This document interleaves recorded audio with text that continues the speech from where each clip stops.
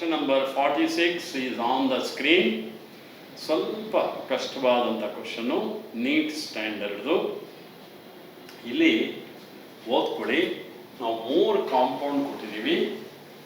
Na2S, CuS, ZnS.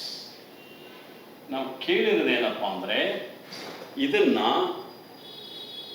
Decreasing order of their solubility ಇದನ್ನು arrange ಮಾಡಿ.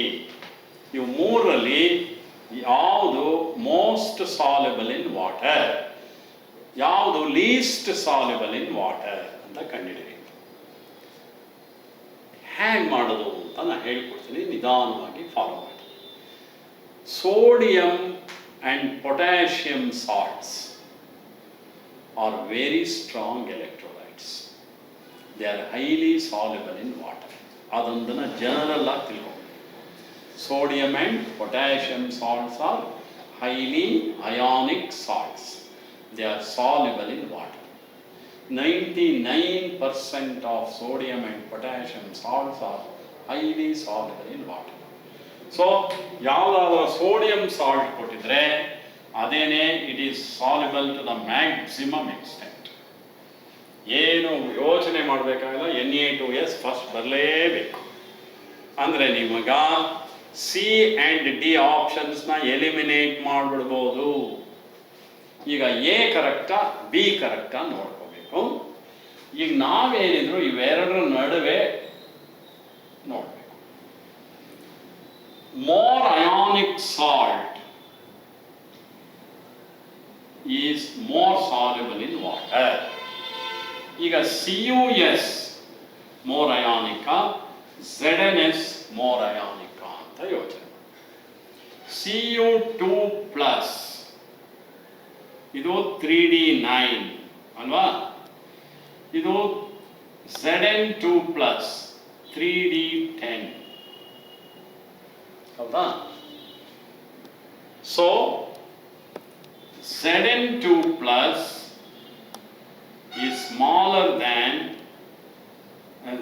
Zn2 plus is larger than Cu2 plus.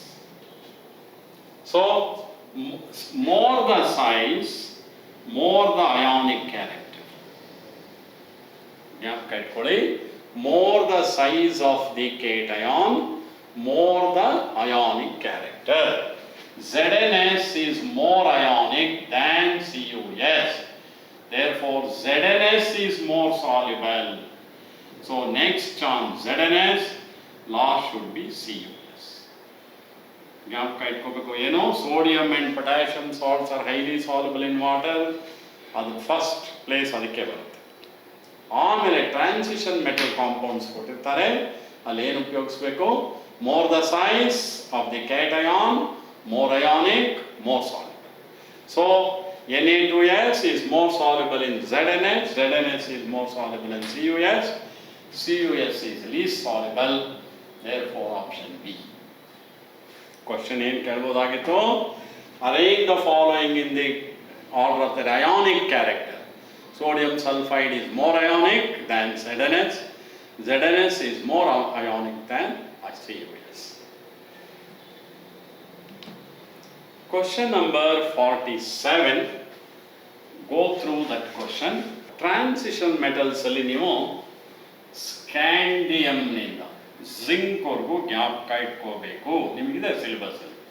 Scandium, titanium, vanadium, chromium, manganese, iron, cobalt, nickel, copper, zinc.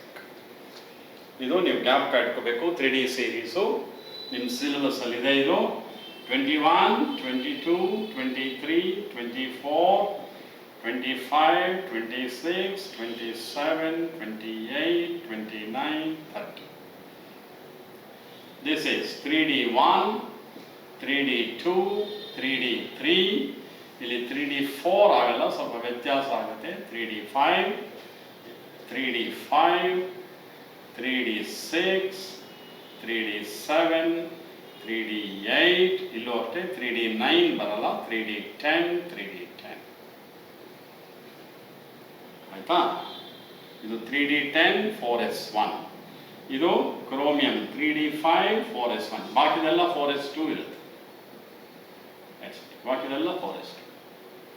ಇದರಲ್ಲಿ number of unpaired electron 1, ಇದರಲ್ಲಿ 2, ಇದರಲ್ಲಿ 3, ಇದರಲ್ಲಿ 5 plus 1 6, 5, ಇದರಲ್ಲಿ 6 ಅಂತ ಬರೀಬಾರ್ದು, 5 inch ಜಾಸ್ತಿ ಬಂದರೆ 10 minus 6 4, 10 minus 7 3, 10 minus 8 2, 10 minus 10 0 plus 1, ಇದರಲ್ಲಿ 1 ಇರುತ್ತೆ 4s1, ಇದರಲ್ಲಿ 0. So as the number of unpaired electron increases, paramagnetism also increases. So 1 2 3 4 6 5, paramagnetic character goes on increasing and then goes on decreasing. Adrinda ಏನು, in transition metals the paramagnetic property goes on increasing to start with and then starts decreasing. First increases to a maximum, then decreases. Option C. Next question is on the screen. Read the question number 48. A magnetic moment of 1.73 bm on the Bohr magneton will be shown by one among the following. ಯಾವುದು ಅಂತ ತೋರಿಸಬೇಕು. Magnetic moment ಇದೆ ಅಂತಂದರೆ ಅದರಲ್ಲಿ unpaired electron ಇದೆ ಅಂತ ಅರ್ಥ. Unpaired electron ಇದ್ದರೆ ಮ್ಯಾಗ್ನೆಟಿಕ್ ಮೊಮೆಂಟ್ ಇರುತ್ತೆ. Magnetic moment is given by the formula root of n into n+2.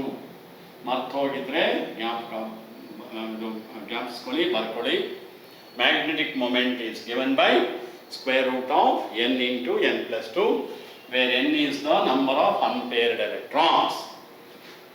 TiCl4 ಅಲ್ಲಿ Ti ಗೆ ಆಕ್ಸಿಡೇಷನ್ ಸ್ಟೇಟ್ 4+ ಇದೆ. Titanium 22ನೇ element 3D2 4s2. 4+ ಅಂದರೆ 4 ಎಲೆಕ್ಟ್ರಾನು ಇರಲ್ಲ, ಅಂದರೆ 3D 0 4s 0. ಹಾಗಾಗಿ no unpaired electrons, therefore magnetic moment is 0. COCl 4 times 4 minus alva. Coordination number of cobalt x minus 4 equals minus 4 0. Oxidation state is 0. Cobalt is 27ನೇ element 3D7 4s2. 3D7 ಅಂದರೆ 10 minus 7, 3 unpaired electrons ಇದೆ ಇದರಲ್ಲಿ. ಆಮೇಲೆ CuNH3 4 times 2+.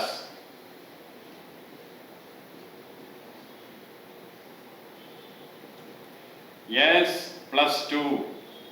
+2 ಅಂದರೆ Z equals 29, 3D10 4s1, 2 ತೆಗಿರಿ 3D9, ಅಂದರೆ number of unpaired electron is 10 minus 1 9 1. Last NiCN 4 times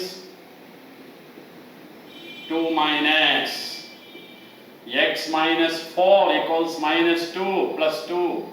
Nickel is 28th element, 3D8 4s2 plus 2 ಆಗಿರೋದ್ರಿಂದ 4s2 ಇರಲ್ಲ, 10 minus 2 10 minus 8 2. ಮೊದಲನೇದರಲ್ಲಿ ನೋ ಅನ್ಪೇರ್ಡ್ ಎಲೆಕ್ಟ್ರಾನ್ಸ್, ಎರಡನೇದರಲ್ಲಿ 3 ಅನ್ಪೇರ್ಡ್ ಎಲೆಕ್ಟ್ರಾನ್, ಮೂರನೇದರಲ್ಲಿ ಒಂದೇ ಒಂದು ಅನ್ಪೇರ್ಡ್ ಎಲೆಕ್ಟ್ರಾನ್, ನಾಲ್ಕನೇದಲ್ಲಿ 2 ಅನ್ಪೇರ್ಡ್ ಎಲೆಕ್ಟ್ರಾನ್. ನೋಡಿ, ಒಂದು ಅನ್ಪೇರ್ಡ್ ಎಲೆಕ್ಟ್ರಾನ್ ಇದ್ರೆ magnetic moment equals square root of 1 into 1 plus 2 ಅಂದರೆ 3 ಆಗುತ್ತೆ, ವಿಚ್ ಇಸ್ ಅಪ್ರಾಕ್ಸಿಮೇಟ್ಲಿ 1.7. 1.7 ಬಂದರೆ ಅದರಲ್ಲಿ ಒಂದೇ ಒಂದು ಅನ್ಪೇರ್ಡ್ ಎಲೆಕ್ಟ್ರಾನ್ ಇದೆ ಅಂತ ಅರ್ಥ ಮಾಡ್ಕೋಬೇಕು. ಆದ್ದರಿಂದ ಆಪ್ಷನ್ ಸಿ. ಎರಡಿದ್ರೆ ಏನಾಗುತ್ತೆ ನೋಡಿ, 2 into 2 plus 2 8. Square root of 8 is approximately 2.7. So 2.7 ಹತ್ತತ್ರ ಇದ್ರೆ 2 ನೋಡು, 3 ಇದ್ರೆ 3 into 3 plus 2 root of 15 approximately 3.9. ಅರ್ಥ ಆಯ್ತಾ? ಸೊ 1.7 ಬಂದರೆ ಒಂದೇ ಒಂದು ಅನ್ಪೇರ್ಡ್ ಎಲೆಕ್ಟ್ರಾನ್ ಇದೆ ಅಂತ ಅರ್ಥ. ಅಂದರೆ ಅದು ಆಪ್ಷನ್ ಸಿ ಕಾಪರ್ ಕಾಂಪ್ಲೆಕ್ಸ್ ಆಗಿರಬೇಕು. ನೆಕ್ಸ್ಟ್ ಕ್ವಶನ್ ಬಂದಿದೆ, you just go through that. ಇದು ಕೂಡ ಕೋಆರ್ಡಿನೇಷನ್ ಕಾಂಪೌಂಡ್ಸ್ ಮೇಲೆ ಕೇಳಿದ್ದೀವಿ. An excess of AgNO3 is added to 100 ml of 0.01 molar solution of dichloro tetraequa chromium 3 chloride. The number of moles of AgCl precipitated would be ಅಂತ ಕೊಟ್ಟಿದ್ದಾರೆ. First ಅದರ formula ಬರ್ಕೊಳ್ಳಿ. First ಅದು chromium, ಆಯ್ತಾ, chromium dichloro ಟೆಟ್ರಾಯೇಕ್ವಾ, ಹೌದಾ? ಕ್ರೋಮಿಯಂಗೆ +3 ಅಂತ ಅವರೇ ಕೊಟ್ಟಿದ್ದಾರೆ, ಕ್ರೋಮಿಯಂ 3, ಕ್ಲೋರೈಡ್ಗೆ -1 into 2 -2, 3 - 2 1 ಅಂದರೆ 1+. ಹೊರಗಡೆ ಎಷ್ಟಿರಬೇಕು? 1 Cl ಇರಬೇಕು. ಇದು ಅಯೋನೈಸ್ ಆದರೆ ಎಷ್ಟು Cl ಮೈನಸ್ ಬರುತ್ತೆ? 1+ ಇದ್ರೆ 1-, 1 Cl ಮೈನಸ್ ಬರುತ್ತೆ. 1 Cl ಮೈನಸ್ ಆದರೆ ಇದಕ್ಕೆ AgNO3 ಹಾಕಿದ್ರೆ 1 AgCl ಬರುತ್ತೆ. ನೀವು 0.1 ಇದು 1 ಮೋಲ್ ತಗೊಂಡ್ರೆ AgCl 1 ಮೋಲ್ ಬರುತ್ತೆ. 2 moles ತಗೊಂಡ್ರೆ 2 moles ಬರುತ್ತೆ. ನೀವು ತಗೊಂಡಿರೋದು 0.01 moles.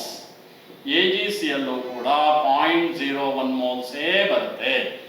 ಇಲ್ಲಿ 2 Cl ಇದ್ದಿದ್ರೆ ನೀವು ಎಷ್ಟು ಹಾಕ್ತಿರೋ ಅದ್ರ 2ರಷ್ಟು ಬರುತ್ತೆ. 3 Cl ಇದ್ರೆ ಎಷ್ಟು ತಗೊಂಡಿರ್ತೀರೋ ಅದ್ರ 3ರಷ್ಟು ಬರುತ್ತೆ. So the answer is B.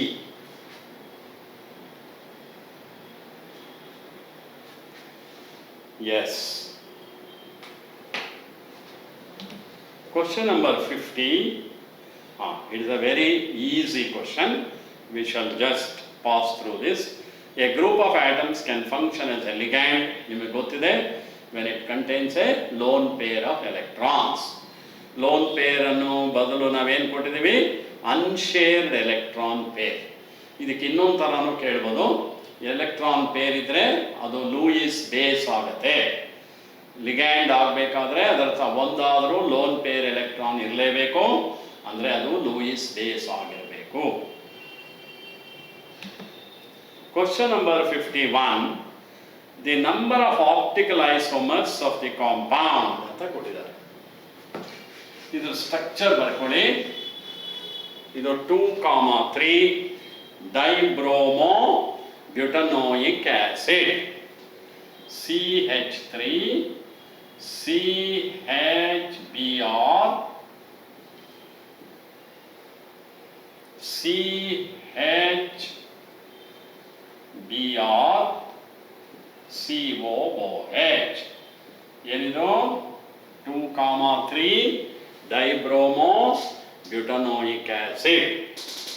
Optical isomers ಎಷ್ಟಿರುತ್ತೆ ಅಂತ ಕೇಳಿದ್ದಾರೆ. ನೋಡಿ, 2 ಕೈರಲ್ ಕಾರ್ಬನ್ ಇದೆ ಇದರಲ್ಲಿ. ಇದೊಂದು ಕೈರಲ್ಲ, CH3 ಇದೆ, Br ಇದೆ, ಇಲ್ಲಿ H ಇದೆ, ಇಲ್ಲಿ C ಇದೆ. ಇದು ಕೈರಲ್ಲ ನೋಡಿ, H ಇದೆ, Br ಇದೆ, COOH. 2 ಕೈರಲ್ ಕಾರ್ಬನ್ ಆಟಮ್ ಇದೆ. ಒಂದು ಫಾರ್ಮುಲಾ ಇದೆ, number of optical isomers equals 2 to the power of n, ಅಂದರೆ 2 square ಅಂದರೆ 4. So the number of optical isomers is 4. Formula ಏನು? Number of optical isomers is given by 2 to the power of n, where n is the number of chiral carbon atoms. ಇದು ಈಗ ನಾವು ಬರೆದಿದ್ದೀವಲ್ಲ, meso compound ಅಂತ ನೋಡಿ. ಈಗ ಬರೆದಿದ್ದ ಇನ್ನೊಂದ್ಸಲಿ ಬರೀತೀನಿ. CH3 CHBr CHBr COOH. H ಒಂದೇ ಕಡೆ ಇದೆ, Br ಒಂದು ಕಡೆ ಇದೆ. ಇದಕ್ಕೆ ಈ ಆಪ್ಟಿಕಲ್ ಐಸೋಮರ್ಗೆ ಮೆಸೋ ಐಸೋಮರ್ ಅಂತ ಹೆಸರು. ನೋಡಿ, ಇಲ್ಲಿ ಈ ಮೇಲ್ಭಾಗ ಮತ್ತು ಕೆಳಭಾಗ ಇಲ್ಲಿ ಏನಿದೆ CH3 ಅಲ್ವಾ. ಇನ್ನೊಂದು ನೋಡೋಣ ಈಗ. ಇದರಲ್ಲಿ ಮೆಸೋ ಕಾಂಪೌಂಡ್ ಬರಲ್ಲ, ಟಾರ್ಟಾರಿಕ್ ಆಸಿಡ್ ಅಂತ ಒಂದು ಆಸಿಡ್ ಇದೆ. CHOH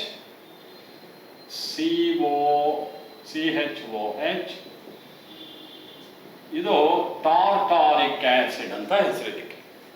ಹುಣಸೆ ಹಣ್ಣಲ್ಲಿ ಇರುತ್ತೆ ಇದು tartaric acid.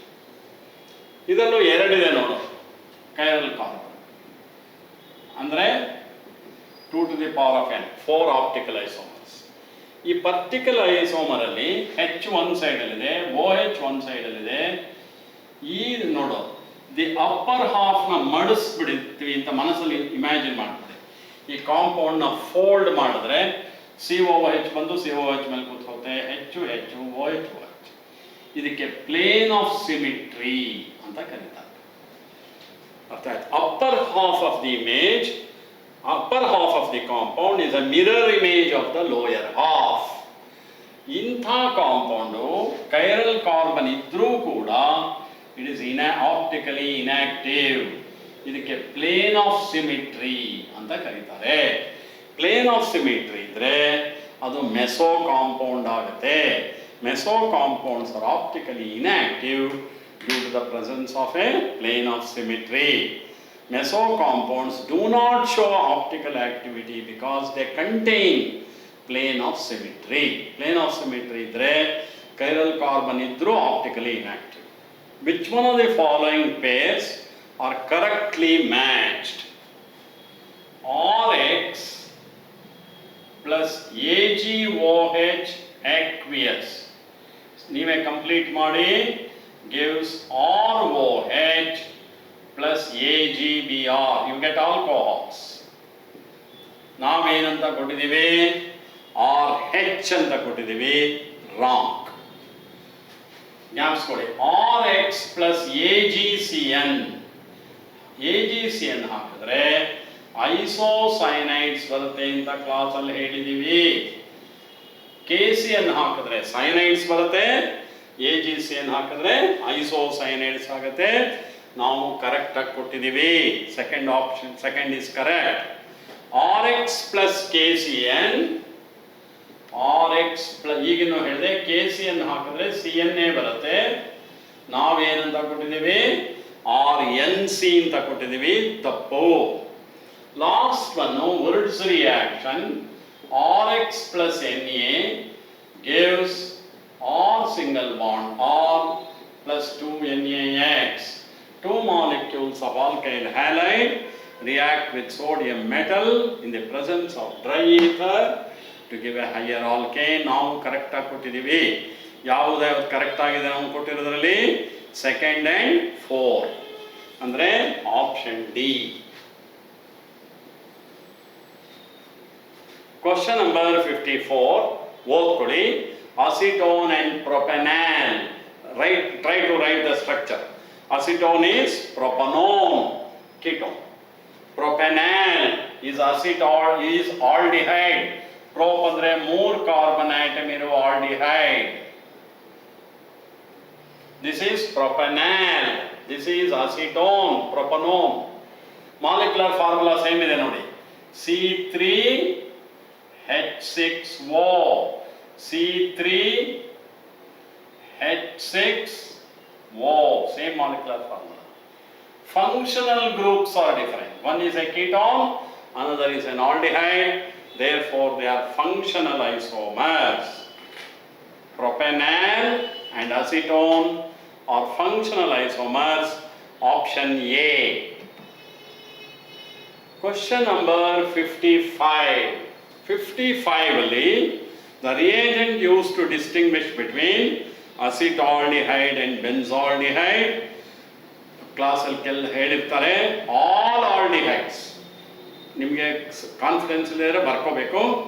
All aldehydes react with Tollens reagent, no exception. ಆಲ್ ಆಲ್ಡಿಹೈಡ್ಸ್ react with Tollens reagent. You can't use Tollens reagent to distinguish between two different aldehydes. You can use Tollens reagent to distinguish between an aldehyde and a ketone, not aldehyde and another aldehyde. because all aldehydes react with Column's reagent. All aldehydes and ketones, adanu barkoli, react with 2,4-DNP and semicarbazide. All aldehydes and ketones. Aldehydes react agute, ketones react agute. 2,4-DNP, semicarbazide cannot be used to distinguish between aldehyde and ketone also. Fehling solution reacts with only aliphatic aldehydes, not aromatic aldehydes. Acetaldehyde reacts with Fehling's solution to give a red precipitate of cuprous oxide. Benzaldehyde has no reaction with Fehling solution. Therefore, Fehling solution can be used to distinguish between an aliphatic and aromatic aldehyde, and acetaldehyde and benzaldehyde. Therefore, option B is correct. Next question, we have given you nitrobenzene. Nitrobenzene ಏನು ಮಾಡಿದ್ದಾರೆ? Again it is reacted with HNO3 and H2SO4. HNO3 plus H2SO4 heated to 80 degrees Celsius. What is this reaction in general called? Nitration of aromatic compound. Nitration is an electrophilic substitution reaction. Nitration, sulfonation, alkylation, ಇವೆಲ್ಲ electrophilic substitution reaction. ಕ್ಲಾಸಲ್ಲಿ detail ಆಗಿ ಮಾಡಿರ್ತಾರೆ. NO2, CHO, COOH, CN, etc. are meta-orientating groups. Andre they invite the NO2 group to the meta position, not to any other position. You get this, one more NO2 comes to the meta position because NO2, CHO, COOH, CN, etc. they are all meta-orientating groups. This is 1,3 dinitrobenzene. ಇದೇ ಇದರ ಜಾಗದಲ್ಲಿ CH3 ಇದ್ದಿದ್ದರೆ ಆರ್ಥೋನೈಟ್ರೋಟಾಲಿನ್, ಪ್ಯಾರಾನೈಟ್ರೋಟಾಲಿನ್ ಬರ್ತಾ ಇತ್ತು. ಆದರೆ ಇದು NO2, because it is a meta-orientating group, we get meta-dinitrobenzene or 1,3 dinitrobenzene, option D.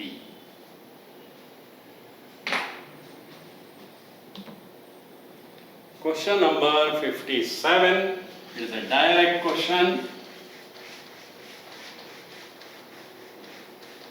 Yes. Insulin. We have asked something about insulin. What is insulin? Insulin is the medicine used by diabetic patients